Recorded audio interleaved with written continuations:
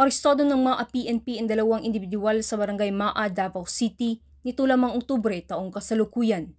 Kinilala ni Police Major Elfren N. Barredo, Acting Station Commander ng Maa Police Station, ang mga sospek na sina alias Boss, isang negosyante at residente ng Turil, Davao City, at alias June, 44 na taong gulang, at residente ng Kalinan, Davao City.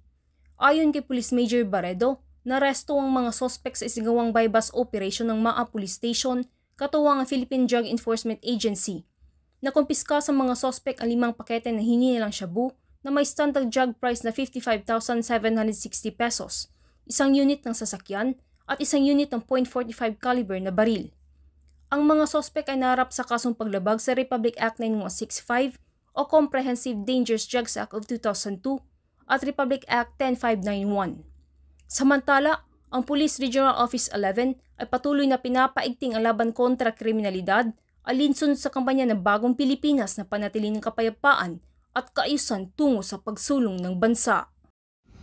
Mula dito sa Rion 11, ako inyong PNN correspondent, Patroluman Sheena May Ilagan, alagad ng batas, tagataguyod ng Balitang Pulis.